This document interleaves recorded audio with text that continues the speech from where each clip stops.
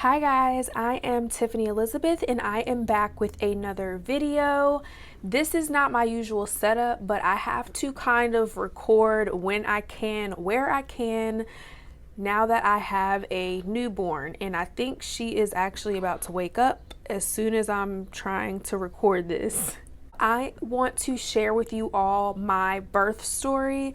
I have not openly spoke about my birth story yet, so I figured that this would be a great time to share it with you guys. I have two children. For those of you guys who do not know that, I have a 6-year-old son and now a 4-week-old daughter. So basically, with my first pregnancy, I had a natural vaginal birth, and I intended for that to be the case with my daughter, but I delivered my daughter at 39 weeks pregnant, and I had to have a C-section. The reason being was at 39 weeks pregnant, my daughter was still breech, and breech means that your baby is head up instead of in the head down position.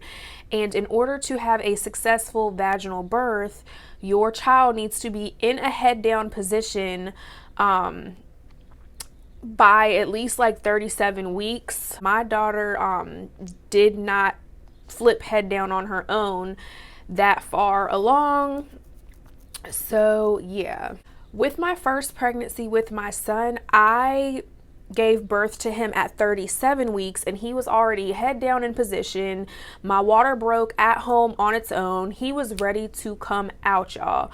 But with my daughter, that was not the case. I tried everything you can think of to get her to turn head down. Like, I've tried all kinds of crazy positions. I tried walking. She would not budge, y'all, like at all. So me and my OB decided to have something called I think an inversion. I think I'm saying that right. I'll make a correction if not, but what that is they can actually turn your baby for you from the outside. They just kind of like use their hands and like turn your stomach and try to get the baby into position.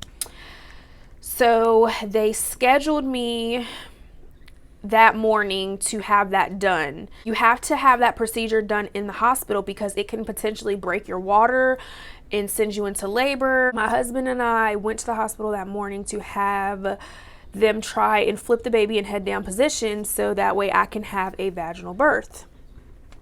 So when we went to go do that, what happened?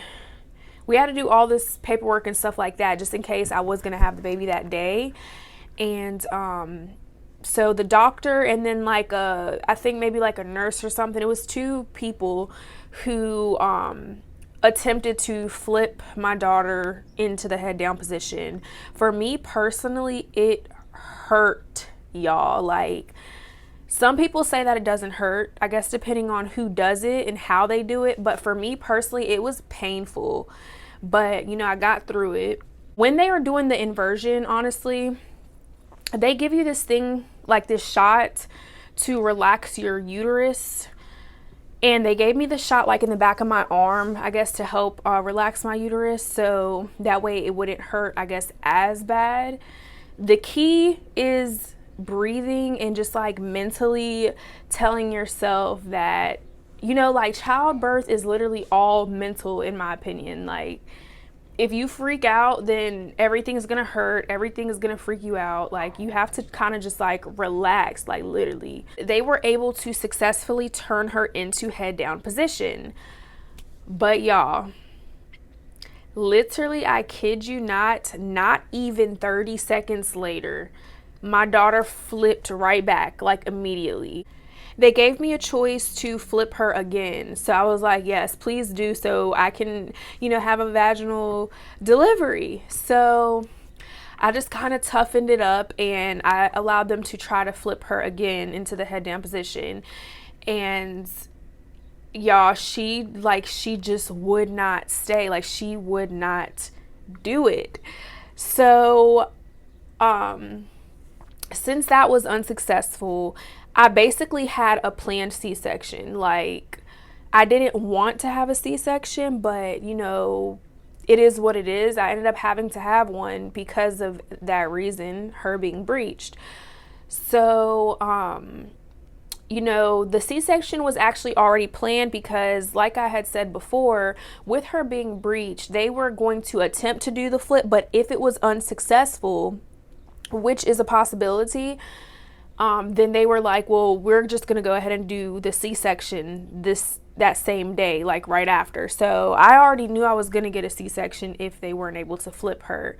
So, oh, another thing with that, if they were able to flip her into the head down position successfully, then I thought that they probably would have like just sent me back home until I went into labor on my own. They actually had told me that if they were able to get her head down successfully, they would just induce me that same day. So I guess either way it went, whether she would have flipped head down or not, I would have had the baby that day. So what was I saying? Yeah, so after she decided that she didn't want to flip, I had to go in and get a C-section. They took me back to like this room where I had to get something called a spinal, which is similar to an epidural, but instead it's just like, yeah, it's basically similar to an epidural. It numbs you and all that other kind of stuff. They just call it a different name I forgot what the reason behind it was. But I got something called a spinal, and you have to stay super still for it. It is a needle that goes in your back, and it has to be done by an anesthesiologist. Since I did have a planned C-section, I did not have to be put to sleep. So I think for emergency C-sections, typically planned C-sections are a whole lot smoother than emergency C-sections. With emergency C-sections, everything is kind of like rushed. With a planned C-section, everything was super smooth, super organized. Like everything was just kind of like, okay, this is what we're gonna do. This is what's gonna happen. And then they just like, you know, they did what they had to do. So, my experience honestly was amazing. Like, the spinal hurt really, really bad. Like, I was literally in tears, like crying, because it hurt so bad when they were like putting the needle in my back. But the nurse was amazing. The nurse that I had, you know, she held my hands. She let me like basically put my head on her shoulder. She was like so nurturing that I just like, it was just such, I had an amazing nurse. Or is it a nurse? I don't know what she was, but somebody who was in the room. You know, she just made me feel so comfortable. They gave me the spinal, and I didn't feel anything from the, like, I guess from the belly down. I couldn't feel anything. And then they allowed my husband to finally come back while they were doing my C-section. So I had him the whole time to just like hold my hand and talk to me and just be there with me. He was great also, just being present and just being so like supportive, and you know, like all that kind of stuff just makes your birth experience just amazing. And I feel like I have said amazing so many times, but my whole experience was nothing short of that. And I just thank God, because I haven't shared my birth story with my first son. I think I probably should, to be honest. But the experience that I had the first time around, it was at a different hospital. And you know, it was just a whole different experience, and it wasn't a great experience, guys. Like, to be honest, like bringing him into the world was amazing and everything. And, you know, I'm blessed to have him. But as far as like my hospital experience, that's a whole nother story for a whole nother day. They finished my C-section in about, I want to say maybe like 30 minutes to an hour. It was really quick, y'all. I didn't feel anything at all. I felt like pulling and tugging, but I felt nothing sharp. My daughter, she weighed 7 pounds, 10 ounces, which is pretty big for me. My kids always come out over 7 pounds, and I'm like, my pre-pregnancy weight is like 120, between 120 and 130. So I'm like, I'm a skinny girl, and my kids be coming out big. My husband got to cut her umbilical cord, so that was really neat, considering that it was a C-section. I don't know why I thought that for some reason you only get to cut the umbilical cord when you have like a vaginal birth, but he got to cut her umbilical cord, which I think is like daddy duties. And he got to be with her before I could, because obviously like they're still like putting me back together and stuff like that, and they have to like make sure everything's good with her first with a C-section. So he got to be with her first, and then they eventually brought her over to me, and we did the skin to skin, and I nursed her and things like that, and it was just so amazing. So yeah. All right, so now I'm going to talk about recovery. The recovery process was really rough. I'm not going to lie. Like, the first 3 days are the absolute worst, and I will say that. They ended up giving me like a catheter to use the bathroom, after my C-section, but they removed it, I think, a few hours later. So I didn't have to have it for like a long time. They removed the catheter like I had a C-section that morning, and they removed my catheter by the nighttime. And then, after a couple hours or something like that, they have to make sure you're using the bathroom on your own, okay? So, I tried to stand up and get up for the first time, and I was so sore. Like, my lower abdomen where the incision was, like, I was so sore. Like, I could barely walk. I could barely get out of bed. It was painful. Like, it wasn't painful to the point where, like, oh my gosh, I can't do this, but it definitely, like, you definitely have to push yourself to try to move around, so that way, like, it'll basically promote better healing and a faster healing, because if you just stay in the bed the whole time, you're going to make it worse for yourself. So I pushed myself to get up and walk, because I'm like, I ain't about to be crippled in here. I ain't about to be crippled out here. So, like, I got to do what I got to do. I got a kid back at the crib waiting on me. I got a baby now, baby number 2 now. I got things to do. Like, I can't just be on bed rest. So we might have had a C-section, but I'm going to still get up and try to, do my thing. So, I got up. It took me forever to get in and out of bed. Like, my husband had to literally hand me the baby every time I needed to feed her or whatever. Like, that's another thing. Make sure you have somebody who's going to be able to help you. And if you don't, I'm sure that the doctors or the nurses, you're going to need them in that kind of a situation, because your body does need to rest. Also, you don't want to be doing too much to where you're going to end up hurting yourself. So, the first 3 days were so rough. I was so sore and everything.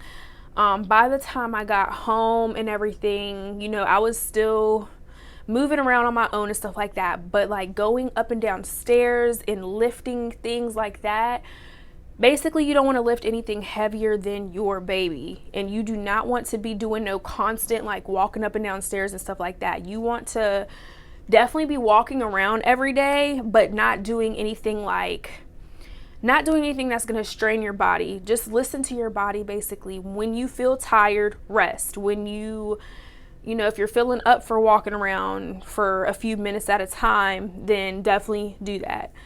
So that's what I did. And now we're 4 weeks in, and I feel great. I feel pretty much back to normal.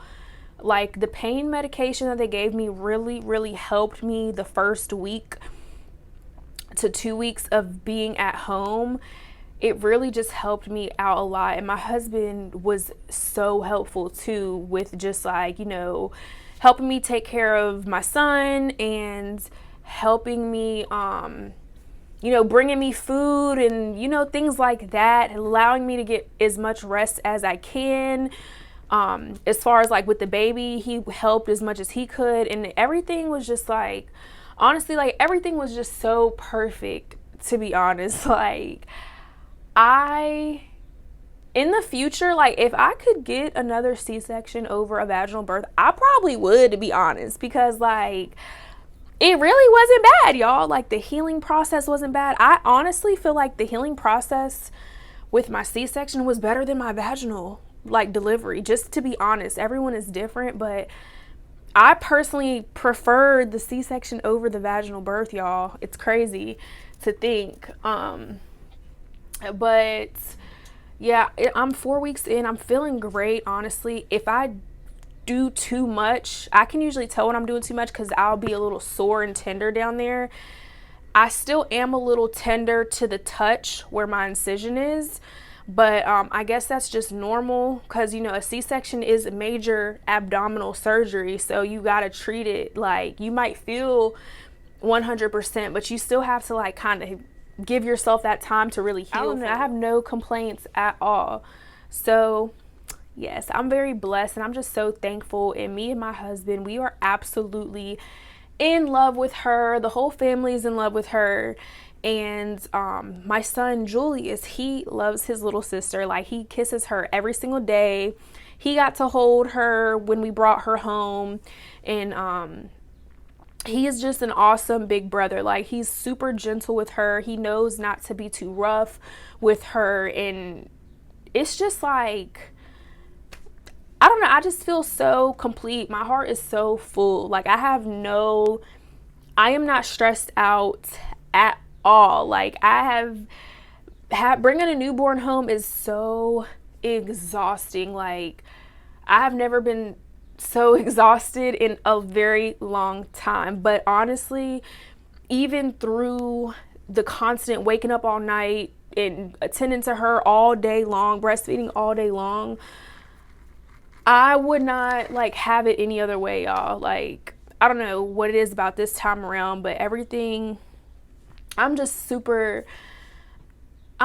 blessed. That's all I can say. Like, I'm so blessed. I have not experienced postpartum depression at all. Like, I probably had about 2 mental breakdowns, and it wasn't even, like, about the baby. Like, it was about, like, something else, like, random. But other than that, like, it's been about a month now, or coming up on a month, and I have not had any depression or anything. Like, I'm happy, I'm chilling, I'm getting as much rest as I can, and everything is just super smooth, y'all. If y'all have any questions, feel free to comment down below. Feel free to hit me up. I will answer your questions. If there's anything that I missed out, share with me your experience. Like, if you've had a vaginal birth or a C-section, I can honestly say I've had both now. If you haven't subscribed to me by now, go ahead and subscribe, because you know you're going to want to stick around for some more. If you don't subscribe, you might lose me. So you want to subscribe so you can come back and see more videos, y'all. I thank y'all so much for watching, and I will see you in my next video.